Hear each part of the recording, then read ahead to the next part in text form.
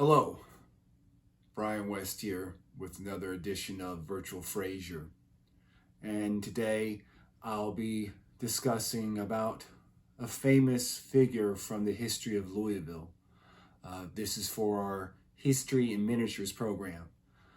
For those of you who aren't familiar, it's a program in which we create maps for school groups, and out of those maps we create little paper figurines that they can color.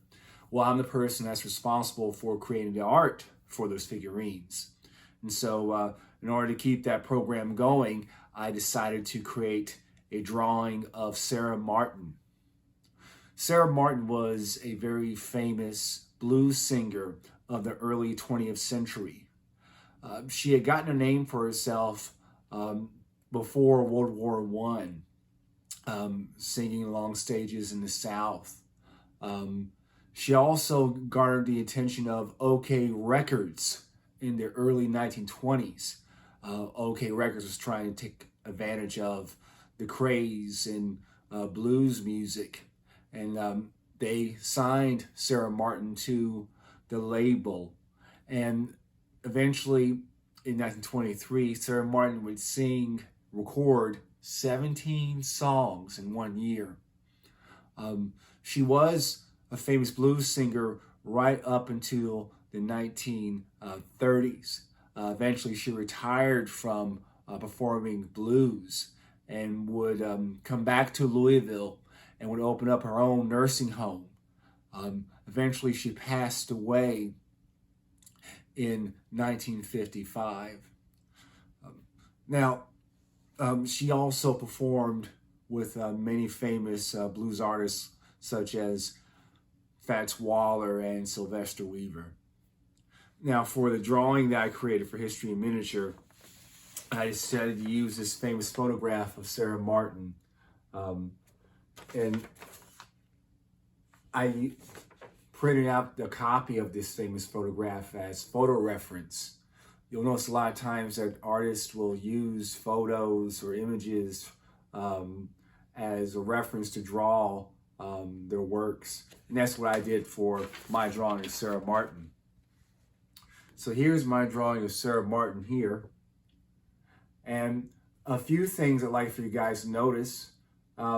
Notice here, if you compare my drawing to what I copied from, there's not a lot of background to my drawing of Sara Martin. I chose that for simplicity's sake. Also, I decided not to go into too many details with her dress.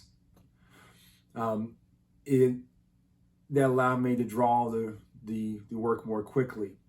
Another thing to notice is that I added her name on here. Many people might not be familiar with Sara Martin. And for those kids who should happen to do History in Miniature one day and might be looking at this drawing, you'll know who she is. And that might spur them on to learn about who she was. Now, as far as the drawing itself, there are a couple things I'd like for you to notice. Notice here that with the pose that Sara Martin has, she's not standing straight ahead like you would say for a photograph that you would take for school. She is posing like she's singing. And so because of that, her body is what's called foreshortened. It means that parts of the body are receding in space. And so because of that receding in space, things look smaller than they actually are. And because of that, when you draw, you have to consider that those things are going to look different than if you were drawing something that was straight ahead within your vision. And so with that in mind, I had to really compare with this photograph what Sara Martin looked like in the photograph here with the drawing itself. And so one of the things that I did was that I compared parts of Sara Martin's head with other parts of her body, especially her arm here. And so those landmarks really helped me get an idea about where she is, where I could draw her, I should say, along the picture plane. Now, another thing I'd like you guys to notice is that this is her arm. And so a little anatomy lesson for you guys out there. The part of the picture that shows her arm stretched out, her right arm, there are two bones are in the lower arm.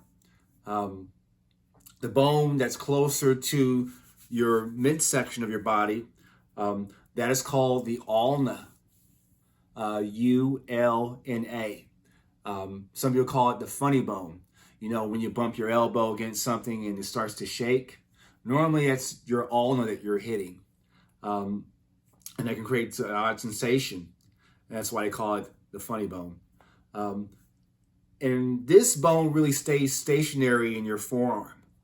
Now the other bone in your forearm that doesn't stay stationary though is the radius.